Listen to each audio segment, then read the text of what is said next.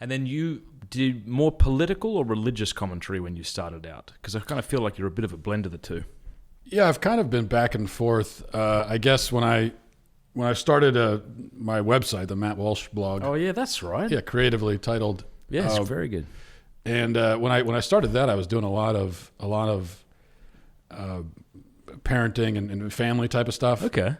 And for a while, I was getting labeled a daddy blogger, which I wasn't a fan of that. I didn't really turn a violent course after you heard that. Yeah, exactly. Plus, now I look back at some of that stuff now, and I agree with it. But I was writing, I just had kids, and I was writing about my insights on parenting after I had kids about 8 seconds ago. So it's a little embarrassing now, but I've always focused on at least culture and things that affect the family and affect kids, and because I think that's what's important. That's what drives politics. That's the more fundamental issue. How did you? For those, there's probably I'm sure we have a lot of listeners and viewers who aren't familiar with you. So maybe it would be helpful to just kind of give us a bit of an introduction to you. I know faith is really important to you. I really don't even know your story of when you began to take it seriously, if you've always taken it seriously, and then maybe tell us a bit about that and the Daily Wire.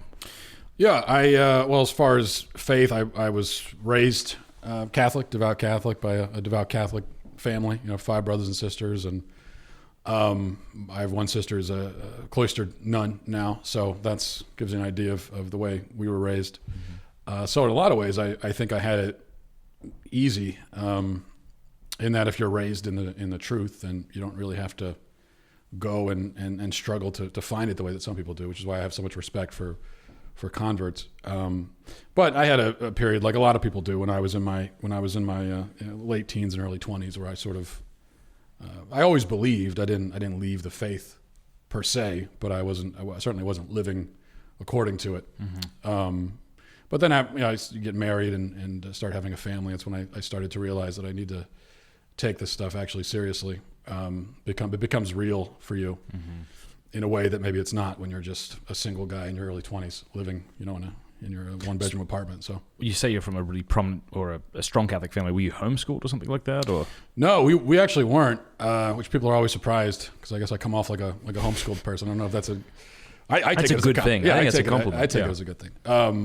But no, we went to public school. So I went to public school for K through 12, and I don't recommend it. I'm not sending my kids to public school, right. But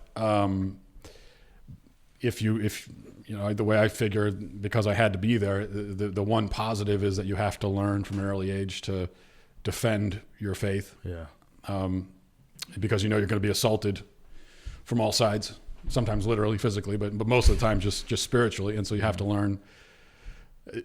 Best case scenario, you learn how to defend your beliefs. But I think for a lot of people, and this was kind of the way it was for me for a time, it's that you just get beaten down and broken by the time you graduate. Mm-hmm. So that's the challenge. For me, I was in a Catholic school, which was, it was probably a better school. We probably had, better teachers, better education in general than the public school, I'd say. But it kind of felt like a public school with a religion class. So speaking of like hokey Christianity, which we'll get into, which is the topic of your book, we were actually asked to choose the music for Mass. They were like, just give the kids something to do. Yeah. And I chose a Metallica song. Nice. That I played from a boombox for the recessional hymn, Mama Said. Did you actually play the Metallica song? Didn't play it, unfortunately. Okay. But just press play. Press play, which makes it even more pathetic. Yeah. And we tried to say something like Mama Said. It's kind of like Mary talking, and they're like, hey, we don't care. Just friggin' play it.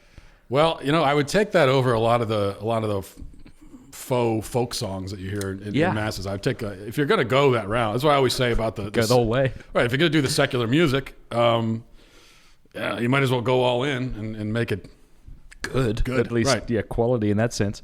All right. So then you started the Matt Walsh blog, and you were kind of doing stuff like that. You became pretty well known. It's all relative. I understand that, but how did that happen? Were you just saying stuff that no one else was saying, and that kind of developed until you got into the Daily Wire, or? Yeah, I think it was. It's not. I think I got lucky in some ways in the way when I got into blogging and all of that at the right time. I think what happened for me back 6 or 7 years ago, I don't think it could happen now because of the way that social media has changed. But at the time, I started the website. I started a little Facebook group, and back in those days, 6 or 7 years ago, Facebook actually would let you access all of your audience on Facebook. So it was if you had 8,000 followers, which I did kind of starting out, I was able to grow it to like 8,000 or 9,000. But the thing is, you could actually post things and all 8,000 of them would see it. Yeah. And then, so from there you could start building, and that's what I was able to do. And it kind of took off like a rocket from there. But like I said, these days you couldn't do it because Facebook just doesn't. I even feel that way about podcasting. Like I created a podcast, I'd say 5 years ago, which at the time it felt like there were a lot of podcasts, but in retrospect I don't think there were, especially in the kind of Catholic scene where I am. There was maybe 3 or 4 that I could name, and now everybody and their children all have podcasts. Yeah. Yeah, that's exactly it. And so there was definitely a time there on the internet, a sort of a sweet spot where if you got in early, I guess you could. It was a lot easier a path to success than there is now. And so, what is Daily Wire for those who aren't aware? Daily Wire. I was on the Blaze for a while, which is Glenn Beck's. I know him. Yeah. So I worked for him for about 3 years, and then I went over to the Daily Wire, and that's it's a conservative news site. Ben Shapiro. I think most people know who he is.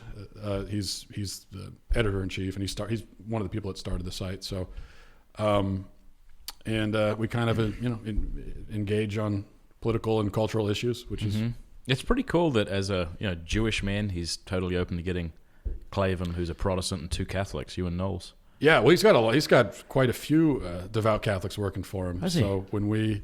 I don't live.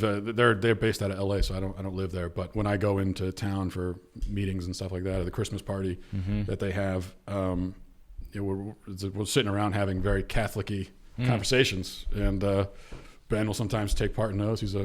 Because I think if you're a conservative religious person of any religion in our culture today, then I think we have a lot in common.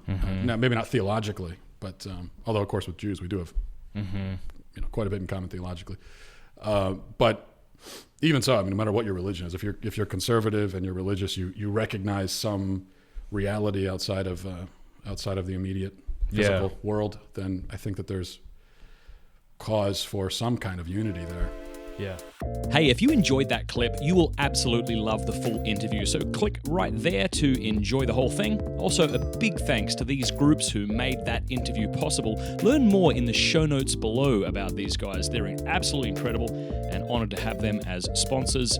Oh, and also, if you haven't subscribed yet, click subscribe and then that bell button. That way YouTube will be forced to let you know when we put out more content.